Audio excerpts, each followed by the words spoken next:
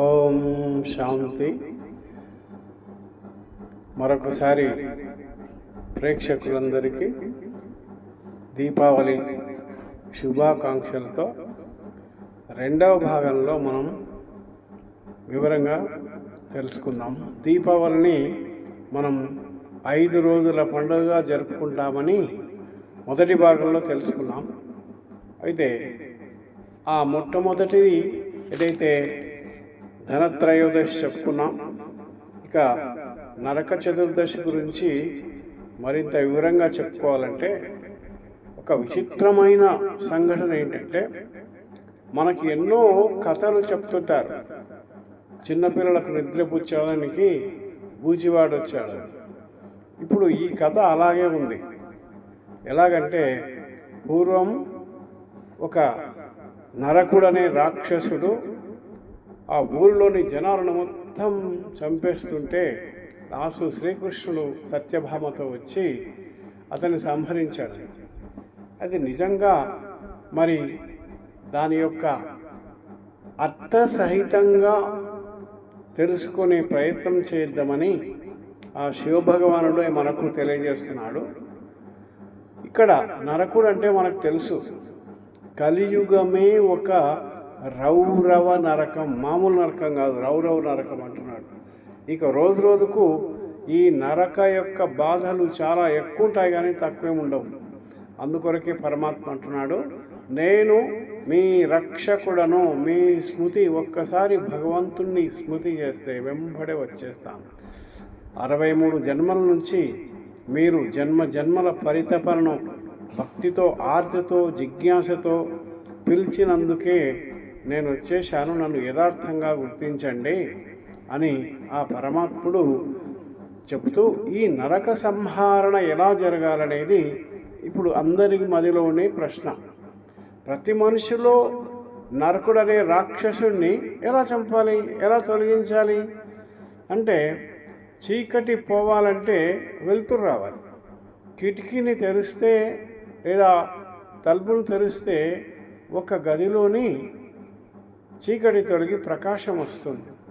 అదే మాదిరిగా కలియుగాంతంలో ప్రతి మనిషికి కళావిహీనమై ఆత్మలో బ్యాటరీ డిశ్చార్జ్ అయిన మాదిరిగా దేవతా గుణాలు ఏమాత్రం లేకపోగా ఈర్ష, ద్వేషము, అసూయ, కామక్రోధాలతో మనిషి రోజు రోజుకు పతనమవుతూ కేవలం ధనం మూలం ఇదం జగత్తుగా ఉన్నానని చెప్పుకున్నాం. ఇప్పుడు ఆ పరమాత్మ అయిన పరమశివుడు ఏమంటున్నాడంటే, కేవలం నా యొక్క స్మృతితో నా శ్రీమత మార్గంలో నడవండి, మిమ్మల్ని విశ్వాధిపతులుగా శ్రేష్టాతి శ్రేష్ఠ మానవులుగా తయారు చేస్తానని తెలియజేస్తున్నాడు. కాబట్టి మనం నరక అంటే ఈ కలియుగమనే ప్రతి మానవుల్లో దాగున్న పంచవికారి స్వభావాలను భగవంతుని యొక్క జ్ఞానం ఆధారంగా సత్యమైన భావాలు కలిగిన మనం ప్రతి ఒక్కరం భగవంతుని యొక్క జ్ఞానం విని ఆచరించే హక్కు ప్రతి ఒక్కరు మానవునికి ఉంది. కాబట్టి సత్యమైన భావాలు కలిగిన ప్రతి ఒక్కరూ భగవంతుని శ్రీమత భావాలతో మన ఆత్మలోని మాలిన్యమైన క్రోధ, లోభ, మోహ, అహంకారాలను సమూలంగా తొలగించే శక్తి ఆ పరమాత్ముడు మనకు ఇస్తున్నాడు. కాబట్టి మీరు తీసుకోండి అని మనకు తెలియచేస్తున్నాడు. అదే 1 జ్ఞానశక్తి, 2 యోగశక్తి, 3 ధారణాశక్తి, 4 సేవశక్తి. ఈ 4 కేవలం భగవంతుడు దయ, నన్ను దయ అని అడగరాదు. దయను మీరు ఏ విధంగా యదా అనుకోండి. యదా అంటే యా స్మృతి, నన్ను స్మృతి అనే యొక్క కరెంట్ పవర్ ద్వారా మీ ఆత్మలో శక్తి నిండుతుంది. కేవలం పూజ చేయడం కాదు, పూజ్యులవ్వడం. అందుకొరకే మనము ఆ పరమాత్ముని శక్తిని గ్రహించి మన అంతరంగ ఆత్మలో ఉండే నరక సంహారం చేసి మరి సత్యమైన దీపావళి జరుపుకుందాం అని మనం ఇక్కడ చెప్పుకోవాలి. ఇక్కడ మూడవ పండుగ లక్ష్మీదేవి పూజ చేస్తాం. ఇక్కడ అతి ముఖ్యమైనది ఏమిటంటే, లక్ష్మీదేవి అనగానే కలియుగ మానవులకు కావాల్సింది ధనం. ఈ ధనం మూలం ఇదం జగత్ అయింది కాబట్టి ధనం వచ్చిన తర్వాత మిగతా సంపదలన్నీ, మిగతా దేవతా గుణాలు లాంటి మంచి గుణాలన్నీ దూరం అయిపోయాయి. ఒక శాంతి, ఒక ఆనందము, ఒక సహకార భావన, ప్రేమ, ఇవన్నీ కోల్పోయి కేవలం ధనం మూలం మీద జగత్ అయింది. అందుకొరకే పరమాత్మ అంటున్నాడు, లక్ష్మి అంటే ధనము కాదు, లక్ష్మి అంటే సంపత్తి, సంపద. లక్షణాలు, ఏ లక్షణాలు? దేవీ దేవత లక్షణాలు గల ఆత్మలనే లక్ష్మణుడు అంటారు. అందుకొరకే లక్షణాలు కలిగిన వారు, వాళ్ళే పూజ్యులు, పూజనీయులు. మరి అటువంటి పూజనీయులైన ఆ లక్ష్మీలు ఇక్కడే తయారు కావాలి. రేపు ఎగ్జామ్ రాసేపోయే ముందే విద్యార్థి శపథం చేస్తాడు, నేను ఖచ్చితంగా 100% 9.9 లేదా 10/10 వస్తానని. ఎందుకంటే చదువుకుంటాడు కాబట్టి భగవంతుడు కూడా రాబోయే విపరీత పరిస్థితుల్లో మీరు ధైర్యంగా ఉండాలంటే నేను ఇచ్చే ఆత్మజ్ఞానాన్ని, పరమాత్మ శక్తిని, యోగాన్ని ఉపయోగించండి. ధారణ చేసి సేవ అనే 4 సబ్జెక్టులో నిశితంగా చదవండి. కేవలం పై మెరుగులతో మీరు ఆర్భాట పండుగలు చేస్తే మీరు సఫలం పొందలేరు. ఏ మాయా కంసుడు, జరాసంధుడు, ఇప్పుడు ఉండే ఆ నరకుడు మీ ఆత్మలో అలాగే ఉంటాడు. ఏ విధంగా అయితే దసరాను ప్రతి సంవత్సరం కాలుస్తున్నాం, 100 సంవత్సరాలుగా తిరిగి అదే విధంగా, అలా కాకుండా ఇది మీరు చేస్తూ దిగజారిపోయారు, ఇప్పుడు ఉన్నతికి రండి అంటూ మనకు ఆ దేవీ దేవత ఎలా అంటే అష్టదేవతలు చెప్తున్నాడు. అదే అష్టదేవతల్లో అర్థసహితంగా ఒకటి గుణలక్ష్మి అంటున్నాడు. మన గుణాలు, ఆత్మగుణాలు మనకు ఏ విధంగా 7 ఉన్నాయి కదా. శాంతి దేవత, శక్తి దేవత, పవిత్ర దేవత, తర్వాత ఆనంద స్వరూపి దేవత, అనురాగ దేవత, తర్వాత ధైర్య దేవత. ఈ విధంగా శాంతి, పవిత్రత, ప్రేమ, ఆనందము, మధురత, నమ్రత, విధేయత, ఆత్మలోని లక్షణాలు కలిగిన ఆ గుణాల దేవత మీరు కావాలి. రెండోది విద్యాదేవి. విద్య అంటే స్థూలమైన విద్యతో ఉద్యోగాలు సంపాదిస్తాం, కానీ నైతిక, ఆధ్యాత్మిక, సామాజిక విలువలు లేని ఈరోజు ఎన్నో మనం చూస్తున్నాం, అవినీతి పరులుగా తయారవుతున్నారు. కాబట్టి భగవంతుడు సత్యమైన విద్య, జ్ఞాన విద్య, యోగ విద్య, ఆధ్యాత్మిక విద్య విద్యానాం అన్నాడు భగవద్గీతలో కూడా. ప్రపంచంలో అందరికన్నా గొప్పది ఆధ్యాత్మిక విద్య, కానీ దాన్నే దూరం పెట్టారు. కానీ చివరికి జీవిత సారం ఏంటి? జీవితంలో మనము ఏ జన్మ కొరకు, దేని కొరకు జీవించామో తెలియని స్థితిలో ఉన్నారు, సంకట స్థితిలో. కాబట్టి అలా కాకుండా ఇప్పుడే మనం విద్య అంటే 3 ప్రశ్నలు. నేను శరీరమున, ఆత్మన. రెండో ప్రశ్న, భగవంతుడు ఎవరు? ఆయన జ్యోతిస్వరూపుడా, దేవీ దేవతన. మూడో ప్రశ్న, సమయ జ్ఞానం అంటే ఈ కలియుగ అంతమా, కలియుగ ఆదియా? కలియుగ అంతం కొందరు ఇంకా 40,000 సంవత్సరాలు అని చెప్తారు, కానీ విజ్ఞానవేత్తలే నేడు జరుగుతున్న సంఘటన బట్టి నోస్ట్రాడామస్, జాన్ డిక్సన్, వీరబ్రహ్మం గారు, మరి ఈ విధంగా వారు ఏం చెప్తున్నారంటే కలియుగ అంతిమ దశలో ఉంది, యుద్ధ మేఘాలు కమ్ముకుంటున్నాయి. మరి ఏ విధంగా కరోనాభూతం లాంటి గాలి, నీరు, అగ్ని, వాయువు, ఆకాశం లాంటి పంచభూతాలు వికటిస్తాయి. అలాంటి సమయంలో మనము ఏమీ సాధన చేయలేము. అందుకొరకే పరమాత్మ అంటున్నాడు, ఇప్పుడు కల్కో ఖాల్ ఖాయేగా, రేపటికి రూపు లేదు, ఈరోజు ఒక మంచి పని చేయండి.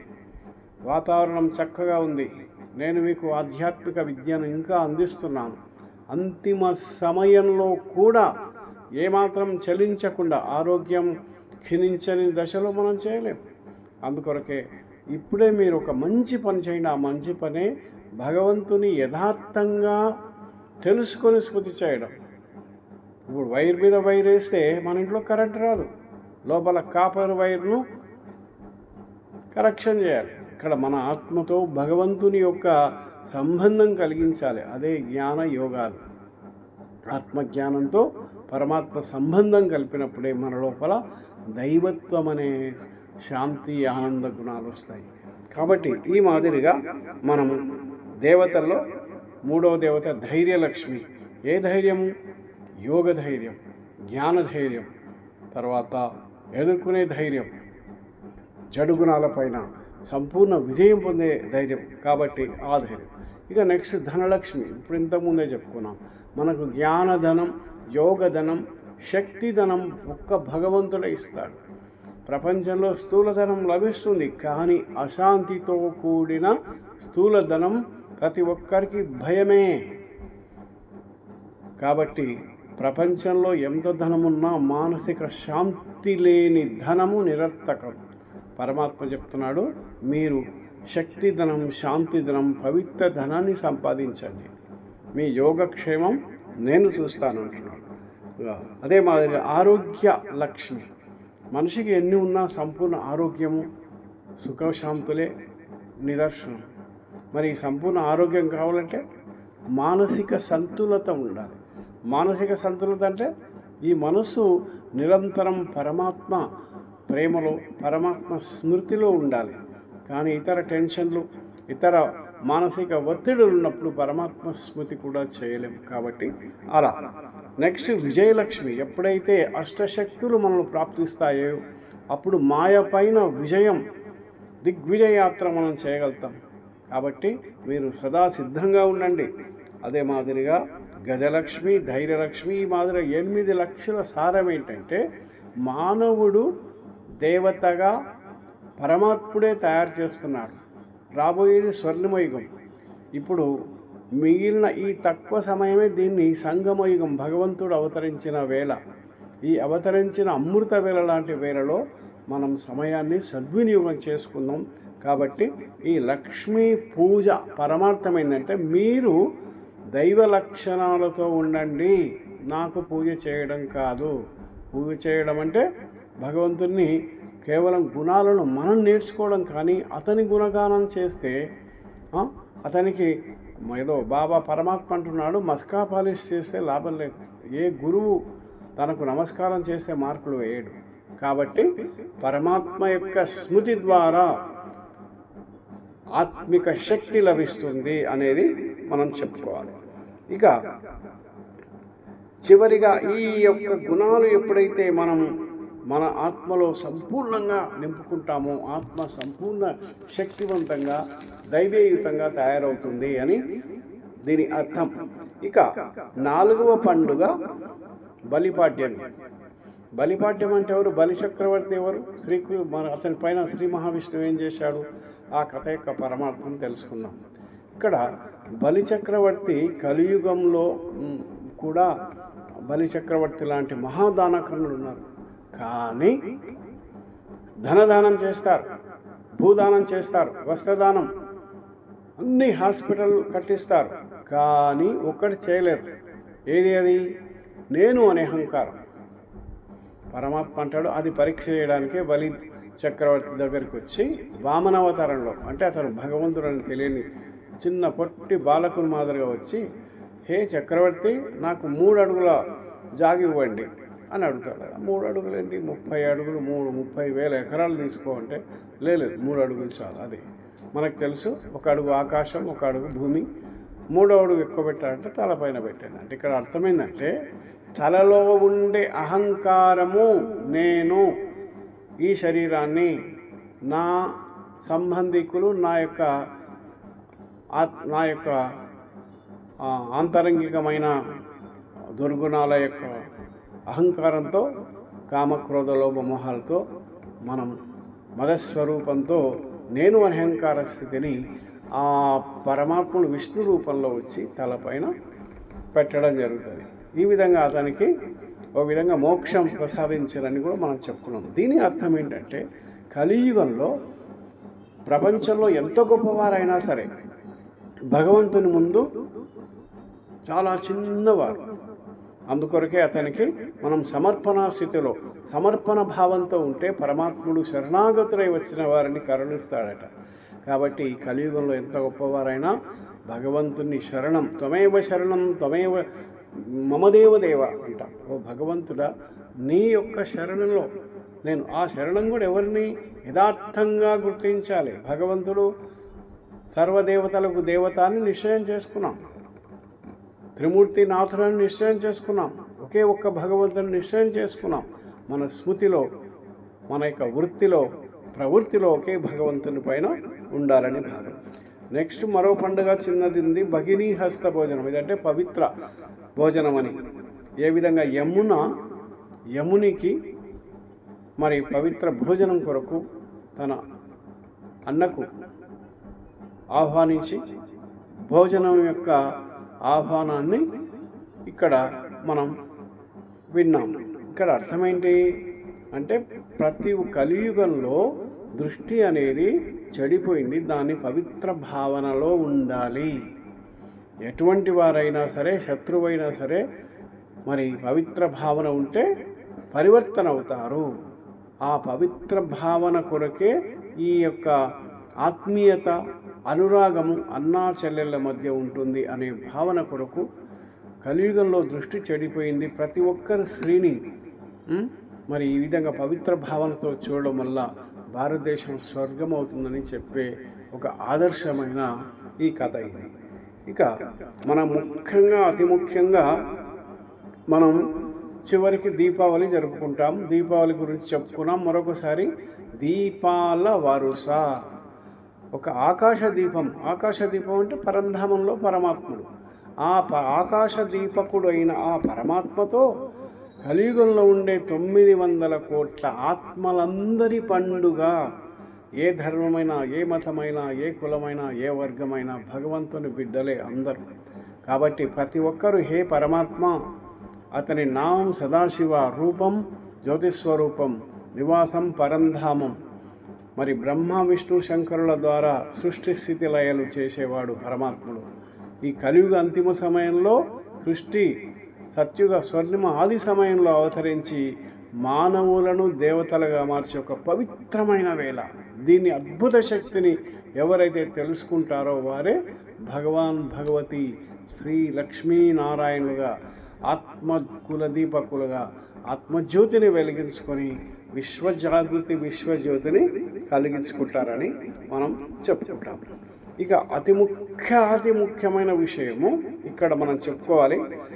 ఈ దీపావళి వచ్చేది కార్తీక అమావాస్య అని చెప్పడం జరుగుతుంది. అదే మాదిరిగా కార్తీక అమావాస్య నుండి కార్తీక దీపావళి అయిన తర్వాత వచ్చేది కార్తీక పౌర్ణమి. ఈ అమావాస్యకు పౌర్ణమికి ఏమిటి సంబంధం? భగవంతుడు అదే చెప్తున్నాడు. కలియుగం మొత్తం అమావాస్య, కటిక చీకటి, అర్ధరాత్రి, ఘోరమైన అజ్ఞానం. ఈ అజ్ఞానం అనే విషయం ఏంటంటే ప్రపంచంలో మరోసారి చెప్పుకున్న ఎంత మేధావిలైనా నేను అనే అహంకారంతో భగవంతుని స్మృతి శక్తి ఉనికిని మర్చిపోయి కేవలం భగవంతుని నమస్కారం చేస్తారు, కానీ అతని చెప్పిన ప్రకారం ఎవరు నడవనప్పుడు ఈ యొక్క సృష్టి రావణ రాజ్యం అవుతుంది. భగవంతుడే చెప్తున్నాడు, ఎవరైతే నా యొక్క మార్గంలో నడుస్తారో ఈ విశ్వం వసుధ ఏక కుటుంబం స్వర్గంగా అవుతుంది. లేదా మన్మతం అంటే శ్రీమతం, మన్మతం భగవంతుడిచ్చే మార్గాన్ని శ్రీమతం అంటాం. మానవులు కల్పించుకున్న మార్గాన్ని మన్మతం. ఎవరైతే తమ మార్గంలో నడుస్తారో వారు రాక్షస ప్రవృత్తిగా ఉంటారు. కాబట్టి మనం ఈ కలియుగం అనే అమావాస్య నుంచి ఘోరమైన మహామత్తులో, రెండవది మహామూర్ఛ, మహామాయ, 2 శబ్దాలు ఉన్నాయి ఇక్కడ. కలియుగంలోని ఆత్మలైన మనకు అనేక జన్మలు, మొత్తం 84లో 63 జన్మలు మనము అజ్ఞాన నిద్రలోనే ఉన్నాం. నేను దేహము. తర్వాత పూజలు చేస్తూ ఇంకా పతనం ఎందుకైనాము అంటే పూజలు చేసినా కానీ భావాన్ని గ్రహించలేక ఆర్భాట భక్తి చేశాము. అదే పరమాత్మ తెలియజేస్తున్నాడు. అయినా అందులో మీకు భగవంతుడు తెలియజేసే ఒక మహా పవిత్రమైన వేళ ఏంటంటే ఇది కలియుగ అంతిమం అయినా కానీ భగవంతుడు వచ్చిన పరమ పావన వేళ, సంగమయుగం, అమృత యుగం. 1,00,00,000,000,000 ఒక్క నిమిషం మీరు భగవంతుని జ్ఞాపకం చేస్తే భగవంతుడు మనల్ని కోటిసార్లు జ్ఞాపకం చేస్తారట. ఒక్క నిమిషం మనం భగవంతుని సేవలో ఉంటే మనకు 1,000,000 రెట్లు సేవ చేస్తాడట. ధనం ఒక్కటికి 1,000,000 రెట్లు ఇస్తాడట. ఇట్లా సమయము, సంకల్పము, శ్వాస, తనువు, మనస్సు, ధనం ఏ విధంగా అయినా సరే ఈ 6 రకాలైన భగవంతునితో సంబంధాలను కల్పించుకొని మనం పరమాత్మ సేవలో ఉన్నామంటే మన ఇల్లు స్వర్గం అవుతుంది, ఈ విశ్వం వసుదైక కుటుంబం అవుతుంది, ఆత్మ బంగారు యుగంలో వెళుతుంది. ఇది మాత్రం 100% షూర్. ఇది భగవంతుని యొక్క గ్యారంటీ. నా అడుగులో అడుగు వేసి చూడు, నిన్ను మాలామాల్ లక్ష్మీ సౌభాగ్యవంతులుగా చేయబోతే నన్ను అంటున్నాడు. నా యొక్క శ్రీమతం, నా యొక్క జ్ఞానోద్ధారణ విని చూడు, మిమ్మల్ని దేవీ దేవతగా చేయబోతే నన్ను అడగండి. మరి ఇంతటి గ్యారంటీ ప్రపంచం ఇవ్వగలదా? ఎన్ని కోట్లు ఖర్చు పెట్టినా ప్రపంచం మనకు ఈ గ్యారంటీ ఇవ్వలేదు. ఇంట్లోనే ఉండండి, మానవునికి దేవతలుగా అవ్వండి, జ్ఞానం స్మృతి చేయండి. ప్రజాపిత బ్రహ్మకుమారి ఈశ్వరీయ విశ్వవిద్యాలయం అనేది ఒక వేదిక. దాని ప్రజాపిత బ్రహ్మ అనే ఒక వ్యక్తి మాధ్యం. అతన్ని పూజించమంటలేడు భగవంతుడు. నేను జ్యోతిని తని వాహనం తీసుకుని నంది వాహనం మాదిరిగా అతను ఒక వాహనం, అంతే. ఏ విధంగా అయితే మనం సత్యనారాయణ వ్రతంలో వింటాం, భగవంతుడు ఒక వృద్ధ మానవుని శరీరంలో ప్రవేశించి విశ్వానికి జ్ఞానం ఇస్తాడని. ఇప్పుడు జరిగేది అదే. ప్రజాపిత బ్రహ్మ అనే వృద్ధ మానవుని తనలో ప్రవేశించి సమస్త గీతా సారం, సమస్త వేదాల సారం, సమస్త ఉపనిషత్తుల సారం. ఎందుకు ఈ విధంగా అంటున్నా అంటే 63 జన్మల నుంచి మానవుడు చదివి చదివి చదివి చదివి ఇంకా పతనమైండు, పావనం కాలేదు. ఎన్ని చదువులు చదివి ఎన్ని విన్నను గాని హీనుడవగుణంబు మానలేడు, బొగ్గుపాల కడుగు పౌనామరిడంబు ఆత్మవిద్య లేని ఆచారమదియేల, పాత్రశుద్ధి లేని బాణశుద్ధి లేని పాత్ర ఏల అన్నట్లుగా శరీరం అనే దేవాలయాన్ని శుభ్రం చేసుకోవాలి దీపాలు రోజు. అదేవిధంగా ఆత్మను ప్రక్షాళనం చేసుకోవాలి. ఆత్మలో ఉండే ఏ విధంగా పాత ఇంట్లో ఉండే పిశాచాల్లాంటి, గబ్బిలాల్లాంటి ఆ దుర్గుణాలు మనం క్షణంలో దూరం చేయాలంటే నిశ్చయం కలిగి ఉండాలి. ఆ నిశ్చయమే నేను ఒక ఆత్మశక్తిని, భృకుటి మధ్య మెరిసే నక్షత్రాన్ని, నా ఆత్మగుణాలే శాంతి, పవిత్రత, ప్రేమ, ఈ దేహగుణాలే కామక్రోధాలు. ఆత్మగుణాలు వచ్చినప్పుడు దేహగుణాలు పటాపంచలవుతాయి అనే భావన ఆత్మనిశ్చయం. రెండోది పరమాత్మ నిశ్చయం, రెండో పరమాణు బాంబు. ఎప్పుడైతే నా తండ్రి పరమశివుడు ఈ భారత భూమిలో ప్రవేశించి విశ్వాన్ని వసుదైవ కుటుంబకం, ఇల్లును దేవాలయంగా, నరుణ్ణి శ్రీమన్నారాయణుగా, నారిని శ్రీలక్ష్మిగా తయారు చేసే లక్ష్యాన్ని ఇచ్చాడు. అదే లక్ష్మీనారాయణ లక్ష్యం. కాబట్టి ఈ లక్ష్మీనారాయణ లక్ష్యంలో ప్రతిరోజు మనసా వాచ కర్మణ అతని యొక్క జ్ఞానాన్ని వినాలి. ఇక మూడోది అద్భుతమైన విషయం ఏంటంటే, భగవంతుడు ఇచ్చే అతి 1,000,000 రెట్ల భాగ్యం ఏంటంటే, అతని యొక్క ఒక రోజులో జరిగే 4 సంఘటనలు చెప్తున్నాడు. ఒకటి, అమృతవేళ బంగారు యుగం, 4 గంటలకు లేచి పరమాత్మ స్మృతిలో మేల్కొని అతని శక్తి నింపుకోవడం. రెండవది, కనీసం ఉదయం ఏ విన్నా లేకున్నా భగవంతుని జ్ఞాన మురళి లేదా జ్ఞానశక్తిని వినడం. తర్వాత ట్రాఫిక్ కంట్రోల్ లాంటి భగవంతుని యొక్క స్మృతిని చేయడం. తర్వాత పడుకునేటప్పుడు భగవంతుని స్మృతిలో, కర్మ చేసేటప్పుడు ఉద్యోగము, వ్యాపారము, వ్యవసాయము, ఏ కర్మ చేసినా అతని స్మృతిలో తేలికగా నిమిత్తంగా చేస్తే మనస్సే మందిరం, మనస్సే జ్ఞానజ్యోతుల దీపావళి. ఈ మాదిరిగా పరమాత్ముడు పరమశివుడు మనల్ని శ్రేష్టాతి శ్రేష్ఠ మానవులుగా తయారు చేయడానికి ఈ కలియుగ అంతిమంలో సంగమయుగం అనే యొక్క పురుషోత్తమ ప్రాప్తియుగంలో మనకు వరదానాలు, జ్ఞానశక్తిని ఇస్తున్నాడు. రోజొక వరదానం.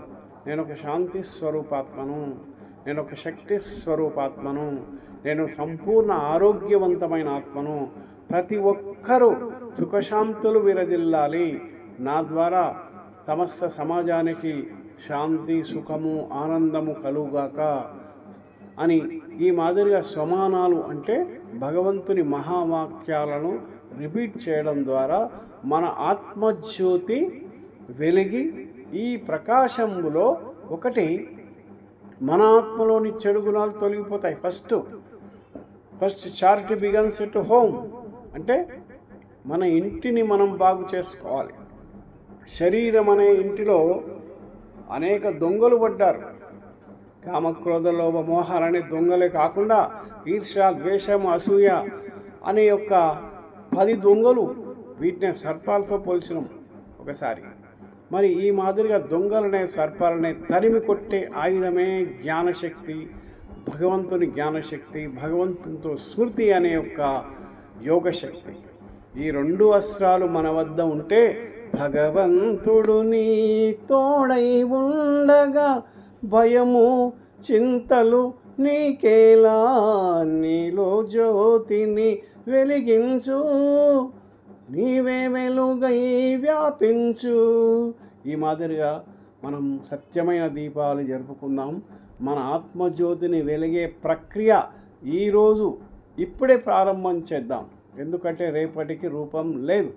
ఒక్క క్షణం మంచి పని చేయాలి. ఆ మంచి పనే ఒకటి అమృతవేళ భగవంతుని స్మృతి 4 నుంచి 5 లేదా 5 నుంచి 6 చేద్దాం. ఉదయం భగవంతుని స్మృతి ఓం శాంతి ఛానల్, తర్వాత శివపరమాత్మ ఛానల్ లేదా ప్లాటినం ఛానల్, తర్వాత అనేక రకాల స్వర్ణిమయుగ ఛానల్, ఈ మాదిరిగా 5-6 ఛానల్స్ ఉన్నాయి. వాటి ద్వారా ప్రతిరోజు వచ్చే జ్ఞాన మురళిని విని మన జన్మను, మన యోగాన్ని సఫలం చేసుకున్నాం. ఓం శాంతి. సర్వే జనా సుఖినో భవంతు, సర్వే భద్రాని పశ్యంతు, మా కశ్చిత్ దుఃఖభాగ్నవేత్. సమస్త విశ్వము శాంతి, ఆనందము, ప్రేమలతో ఉండుగాక. ప్రతి ఒక్కరికి ఆరోగ్యము, ఐశ్వర్యము కలుగుగాక. ప్రతి మానవునికి ఎలాంటి ఈతి బాధలు లేకుండా ధైర్యంతో కూడే ఆ శక్తిని ఆ స్వయం భగవంతుడు ఇచ్చుగాక. ఈ కలియుగం అతి త్వరలో మనం ఒక విషయం మనం చెప్పుకోలేదు, ఒకటి గోవర్ధన పూజ అని. అదే ఏం చెప్తున్నా అంటే శ్రీకృష్ణుడు చిటికన వేలు పైన ఆ యొక్క పర్వతాన్ని ఎత్తిని ఆ గోపికలను రక్షించాడు. ఇక్కడ గోపికలు అంటే మనమే. గోప్యము అంటే రహస్యం. జ్ఞానం అనేది చాలా విచిత్రం, రహస్యమైంది, రహస్యయుక్తమైంది. ఆత్మ అంటే అర్థం కానిది, కానీ తెలుసుకుంటే త్వరగా అర్థమవుతుంది. ఆత్మ అంటే ఒక జ్యోతి, పరమాత్మ అంటే మహాజ్యోతి. కాబట్టి ఈ ఆత్మజ్యోతి అనే జ్ఞానాన్ని ఎవరైతే నెమరు వేసి జ్ఞాపకం చేస్తారో వాళ్ళే గోపికలు. పరమాత్మ స్మృతి అనే జ్ఞాన మురళిని వింటే మనము పరిగెత్తుకొని ఆ శ్రీకృష్ణు వద్దకు చేరుకున్నాం. అదే ఇప్పుడు జ్ఞాన మురళిని ప్రతిరోజు ఉదయం మనం వింటాం. ఆ విధంగా శ్రీకృష్ణుడు గోవర్ధన పర్వతాన్ని పైకెత్తి మనల్ని రక్షించాలని చెప్పుకుంటాం. ఇక్కడ ఒక విధంగా ఒక మాట, కలియుగం అనేది ఒక గోబర్ అంటే ఒక పెంట కుప్ప. దీనిపైన ఏమాత్రం ఆశ పెట్టుకోకుండా రాబోయే స్వర్ణిమ భగవంతుడు మనకు ముక్తి, జీవన్ముక్తి అంటున్నాడు. మీకు మోక్షం జన్మరాహిత్యము అని చెప్పడం లేదు. ఎందుకంటే కల్కో ఆజ్ కా కామ్ అవి అచ్చా కర్మ. అచ్చా అంటే శ్రేష్టమైన స్థితిలో మంచి పాజిబుల్, నెగటివ్ కాకుండా పాజిటివ్ సంకల్పాలు మనం చేస్తే ఈ విశ్వం, మన దేహం, మన ఇల్లు పావనమవుతుంది. కాబట్టి ఈ మాదిరిగా మనం మెడిటేషన్ చేస్తూ ప్రతిరోజు మనం జాగృతై ఇతరులను జాగృతం చేద్దాం. ఏ విధంగా ఒక దీపం మరో దీపాన్ని వెలిగించాలి. మనం నేర్చుకున్న జ్ఞానం ఇతరులకు అందిస్తేనే మనకు తృప్తి కాదు, మనకు 5 to 10% to 100% పరమాత్మ మనకు ఆశీర్వాదాలు ప్రాప్తి అంటున్నాడు. మనసా సేవ చేద్దాం, వాణి సేవ చేద్దాం, సంకల్పాల సేవ చేద్దాం, కర్మణా సేవ చేద్దాం. ఈ విధంగా భగవంతుడు మనకు 4 రకాలైన సేవ. ప్రపంచంలో స్థూల సేవ చేసినా అది మీకు కలియుగంలో ధనధాన్యాలు స్థూలంగా కనిపిస్తాయి, కానీ సంపూర్ణమైన సంపత్తి అంటున్నాడు పరమాత్ముడు. సంపద అంటే స్థూలం, సంపత్తి అంటే ఆశీర్వాదాలతో కూడిన ధనం, ఆశీర్వాదంతో కూడిన ఆరోగ్యం, ఆశీర్వాదంతో కూడిన పవిత్రమైన మనస్సు, పవిత్రమైన దేహం. మరి ఇలాంటి శ్రేష్టమైన స్థితిని ఆ శివభగవానుడు మనకు కలిగించి ప్రతి ఒక్కరి ఇల్లును దేవాలయంగా, ప్రతి ఒక్కరి ఆత్మ జ్యోతిని వెలిగించే శ్రేష్టమైన దీపావళి మరోసారి జరుపుకుంటాం. అందరికీ మరోసారి దీపావళి శుభాకాంక్షలు. అందరికీ పరమాత్మ ఆశీస్సులు. ఓం శాంతి శాంతి శాంతి.